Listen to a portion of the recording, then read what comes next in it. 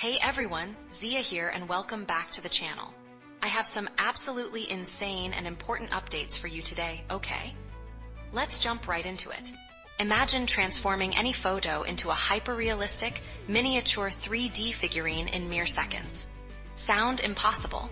Well, get ready, because the internet just broke wide open with this mind-blowing AI trend. Okay, this is the nano banana craze, and it's powered by Google's Gemini 2.5 flash image. Look at this screen right here, nano banana, AI figurine craze. It's making 3D art accessible worldwide.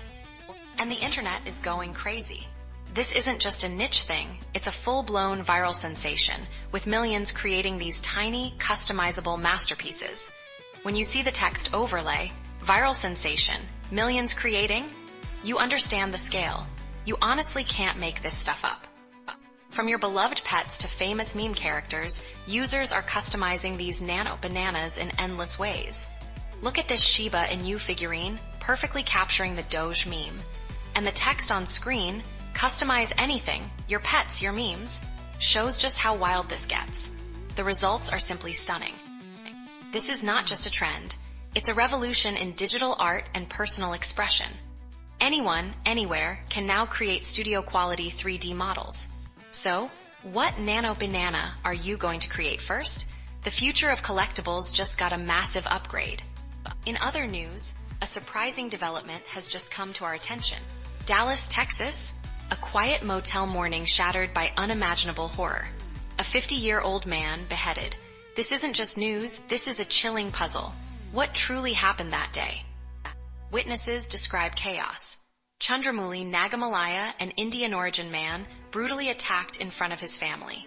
The suspect, Yordanis Cobos Martinez, a motel employee, was quickly arrested. And look at this, the initial reports point to a shocking motive, a broken washing machine. You heard that right. But here's the wild part. The affidavit reveals the suspect, Cobos Martinez, became enraged because the victim used a translator, a female colleague, instead of addressing him directly. It wasn't just the machine, it was a perceived disrespect. When you see this detail from the affidavit, and we have the receipts, video evidence shows Cobos Martinez pulling a machete and chasing Nagamalaya toward the office where his family was. They tried to intervene but were pushed aside. The attack continued, shockingly, until the victim's phone and key card were removed, before the final, horrifying act. The details are gruesome. Dallas Fire Rescue found Cobos Martinez still holding the machete, covered in blood. He admitted to the crime and is now held on capital murder with an immigration hold. He has a criminal history, including auto theft and assault, a washing machine, a perceived slight, and a life tragically lost. What does this reveal about simmering tensions and unresolved anger in our communities? All right, moving on to our next story. Hold up, remember all those claims about E20 fuel being totally fine? Well, something just shifted, and it's a massive red flag for your ride. What exactly is going on with our fuel? Okay, get this, Mahindra, yes, the first major Indian automaker, just dropped a bombshell advisory. Look at this overlay, it says Mahindra, E20 fuel advisory. They are openly admitting that older vehicles, not calibrated for E20, might see a performance hit. This is big, especially for models like the Scorpio and Bolero. And this is what nobody is telling you. For months, we've heard ministers like Nitin Gadkari calling E20 criticism a politically motivated smear campaign. But then, Mahindra's CEO comes out and confirms customer concerns. Check out this text. GADKARIV's Mahindra, policy clash. Consumers have been flagging performance issues on social media, and now we have receipts from an OEM. Remember when Siam and even Hyundai's COO, Tarun Garg, just weeks ago said no major problem with E20? And look at this overlay, it highlights no concerns, industry stance. They even claimed not a single vehicle breakdown. But here's the wild part. Mahindra's statement directly acknowledges minor variation in acceleration or fuel efficiency. The narrative is completely shifting. But wait, there's more. While all this E20 drama unfolds, the industry is suddenly celebrating massive GST cuts on small cars. Is this a clever distraction? What does this mean for vehicle performance, consumer trust, and the future of fuel in India? Drop your theories below. Okay, from the world of politics to the world of entertainment. Can a nation be stuck in an endless loop of hope and heartbreak? Look at this, a cycle where every uprising promises change but delivers only betrayal. It's an explosive situation. The experts are saying Nepal's Gen Z is absolutely furious, and when you see this on the screen, Generation Z fury, it tells you everything. The old political guard, they've completely lost all credibility. It's a powder keg, plain and simple. But here's the wild part. Himmel South Asian editor Roman Gautam warns this isn't new. It's a pattern, a cycle of broken promises, as this text here points out. Nepal risks repeating its past again and again. And this is what nobody is telling you. The core issue isn't just one bad decision. It's a systemic failure to deliver lasting change. When you look at the history of unmet demands on screen, it paints a grim picture. The passion is there, but the follow-through. So, the question is, how do you break a cycle that seems destined to repeat? Can Nepal find a way out of this pattern of betrayal, or is this just the beginning of another chapter in a familiar story? And now for something on a lighter note. Crew, you are not going to believe what just happened in Nepal. A serene pilgrimage turned into a nightmare. What could cause such a terrifying attack? Okay, Crew, look at this specific frame of the bus, a up registration. Pilgrims from Andhra Pradesh, returning from Pashupatinath Temple, suddenly under siege. As you can see, the text overlay says, Pilgrims attacked, Kathmandu chaos, summing it all up. The assailants just hurled stones. They smashed every single window, and the damage, Crew, is undeniable. 7 to 8 passengers were injured, and they were robbed of everything. Bags, cash, phones, just gone. You can see the devastation, with the text overlay confirming looted, cash, PHONES, BAGS. And the public reaction has been fierce. Thankfully, Nepalese army personnel rushed to their aid, and the Indian government airlifted everyone to Delhi. But here's the wild part. The unrest has led to heightened security on India's borders. Look at this border checkpoint, Crew, with the text overlay flashing, border alert. UP, Bihar, WB. Only verified Nepalese citizens can even cross now, and a tourist car trying to enter Nepal was immediately turned back. India is now sending essential supplies, like 36 trucks of goods and 19 petroleum tankers, into Nepal to combat shortages. But with the deadlock over their interim government continuing, how long can this volatile situation last? And what's the real endgame here? Okay, up next, you guys are not going to believe this.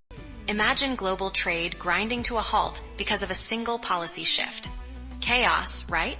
But what if the world's biggest shipping giants found a secret weapon hidden in plain sight? Okay, News fam, get this. DHL and Maersk, these titans of logistics, they're not panicking. Instead, they're turning to India's tech hubs, deploying AI to predict US tariff challenges and reroute cargo. And look at this overlay, it says, AI, the tariff dodger. It's like they're playing 4D chess with global economics. And the proof is right here. Supriya Rao Patwardhan from DHL says regulations change weekly. They're using AI to decode harmonized system, or HS codes, to calculate shipping costs instantly. When you see this next frame, it says HS code mystery, SOLVED by AI. This isn't just about tariffs. It's about predicting demand and capacity before problems even start. But here's the wild part. Maersk's Navneet Kapoor reveals their Indian tech teams are enabling real-time supply chain visibility. If there's a port strike, a weather delay, or anything else, they know. And check out this, real-time supply chain visibility. They're even using AI to screen for sanctioned cargo and dubious customers. You honestly can't make this stuff up. This isn't just a band-aid solution. It's a complete paradigm shift. Both companies say AI means new specialized roles, with software engineers becoming AI engineers. Is this brilliant, or is it a huge mistake? Will AI truly outsmart global politics, or are we just seeing the next big frontier of corporate espionage? Drop your theories in the comments below, News fam. And just when you thought the day couldn't get any stranger, hold up, get ready, because a seismic shift just hit global diplomacy. Trump's pick for U.S. ambassador to India just dropped a bombshell, claiming U.S.-India ties are warmer than India's with China. Is this the end of an era, or just the beginning of a whole new game? Okay, meet Sergio Gore, Trump's pick for the next U.S. ambassador to India, testifying before the Senate. And look at what he's saying right here on the screen. U.S.-India ties warmer than with China. He's acknowledging some hiccups, sure, but insists the long-term relationship is far stronger. But here's the wild part. Gore says China's expansionism isn't just a border issue. It's all over the area. He's making it a top priority to pull India to our side and away from them. And this is where it gets interesting. And it's not just geopolitics. In ongoing trade talks, the U.S. wants the Indian market opened up for crude oil, petroleum products, and LNG. And look, because the overlay says India's middle class, larger than entire U.S. But that's just the tip of the iceberg. The stakes are astronomical. This isn't just about diplomacy. It's about energy, economy, and the future balance of power. With India's immense market and strategic position, this move could reshape global alliances for decades to come. What's your take on this massive geopolitical gamble? Now, for a look at what's happening in the world of finance. Hold up, Zo crew. You are not going to believe the secret megadeal unfolding right now in the Indian hospitality market. A massive 2,700 crore question is on the table. Is this the ultimate gold rush? Prestige Hospitality, a name you know, is launching a colossal rupee 700 crore IPO this October. And Zo crew, you heard that right, it's divided into two parts. Look at this breakdown on your screen. Get this? It's absolutely mind-blowing. This isn't just any IPO. It's the third major hospitality listing this year. When you see the numbers on the screen, you'll understand why everyone is talking about the hotel industry boom. And the implications are just mind-blowing. So what's all this cash for? Look at the plan laid out here. Debt repayment, strategic acquisitions, and massive growth. This isn't just about surviving, it's about dominating. Prestige isn't stopping there, Zo crew. They're planning to double their portfolio in just 3 to 4 years, riding this unprecedented travel boom. But is this rapid expansion brilliant, or could it be a huge risk? Alright, that's all for today.